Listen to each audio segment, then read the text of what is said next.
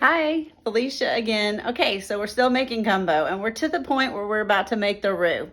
And so in this big stock pot, the one that I showed you earlier, I am putting 1 cup of oil. I use light olive oil. That's what I use. And then I've got a pretty big whisk here. See how big the whisk is? And I've got a cup. I let the oil get it a little warm. I already had the pot on, and now I'm going to get the flour in, and it's not gonna, I'm waiting until it gets a little warm, and then I'm going in. I like to go in a little at a time and whisk is really what I do. I definitely use equal parts like they say you gotta do. This is one of those things you really do have to measure the oil and the flour to make the roux, or everybody I know does. And every time I've tried not to, it didn't work. And I had to start over or kind of guess and add. And so 1 cup of oil, measured in a measuring, more like, you know, the measuring cup. And then the flour in the more the baking kind of measure. And so, see, I'm incorporating it every time. And then here I go with the last. So I guess I did 1/3 of a cup and 1/3 of a cup and 1/3 of a cup. It's basically what I did. But I just had it all in the cup and I had it level. And this is going to take a while. I've never technically timed it. It's probably 10 minutes. But you see how, and it could even be 7. But it's like already kind of a light khaki kind of color. And then you want it, you're going for chocolate milk, like the kind we all drank when we were little. Chocolate milk is the color that you're going for. And you really do, you just whisk constantly until it gets ready to go. And otherwise it's gonna stick. And then if it starts to stick too much, especially in the middle, then I turn the heat down a little. And so like right now I have it right dead center. And it is starting to stick a little. And so I'm gonna go just a skosh to the lower side of center, just a little bit. And then just sit and whisk. And the center always does start first to kind of thicken. But it's more about the color. Of course, it is going to thicken some, but it's really more about the color. And sometimes I get impatient and I'm like, is it really gonna? It's really gonna. You just have to keep whisking and wait.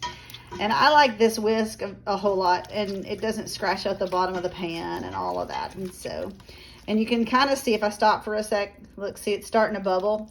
You see the bubbling? Yeah.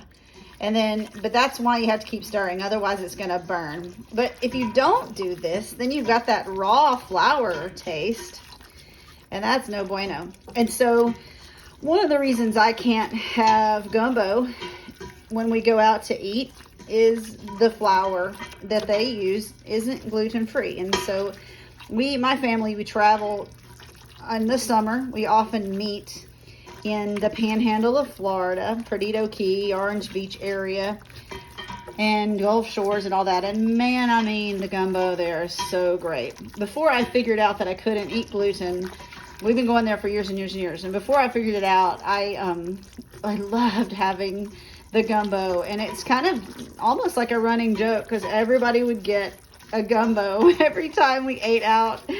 And we love to cook too. We always get a condo where we can have kitchen and we can cook, but we really did eat out a lot.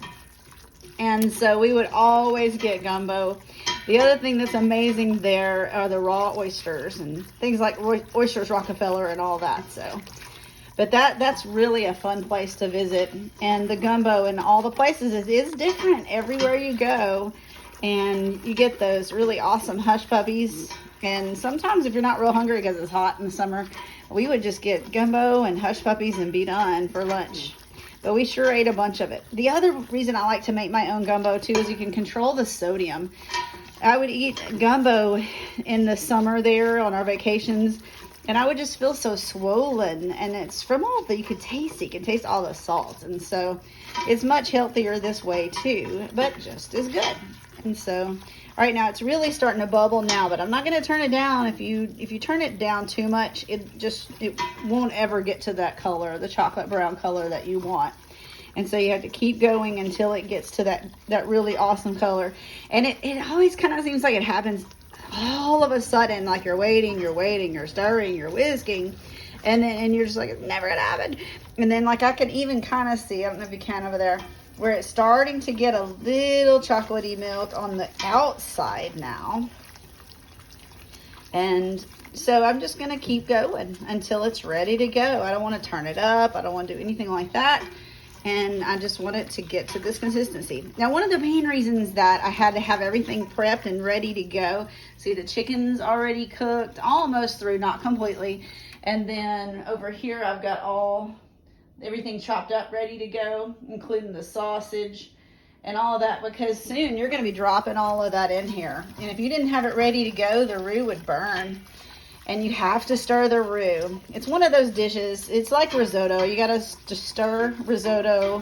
You can't just do everything else while the risotto cooks. This is not one of those kind of things.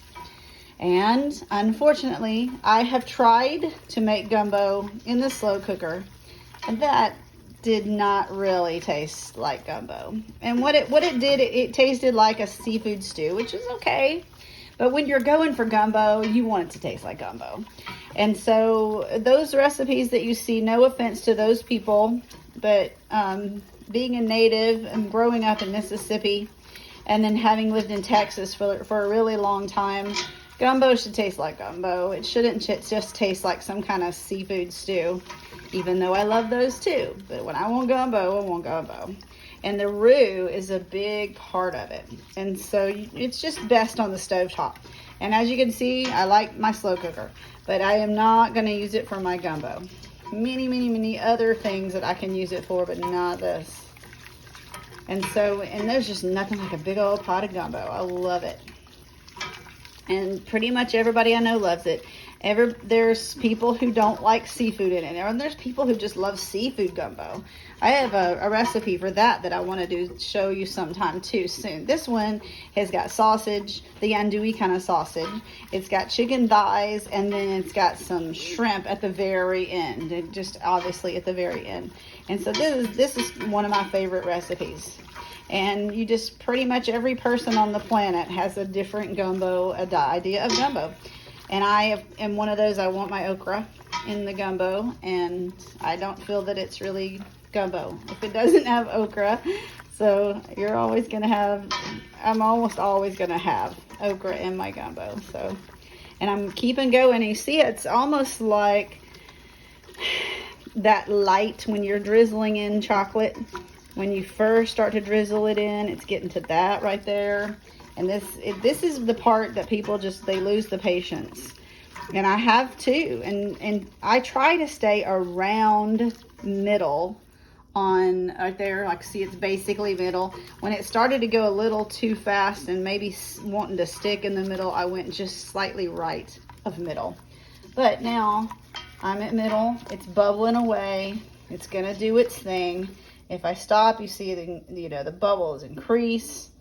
But when I do that, I can't for very long, or it'll stick, and you'll have kind of a burnt taste to the roux. And so, this is like the flavor of everything. And of course, we have Cajun seasonings and things like that. But the roux is a big deal. And once you know how to do this, you've opened up to lots and lots of other things and other dishes once you know how to make a roux. And being from the South, there's a roux in lots of dishes. And so this is a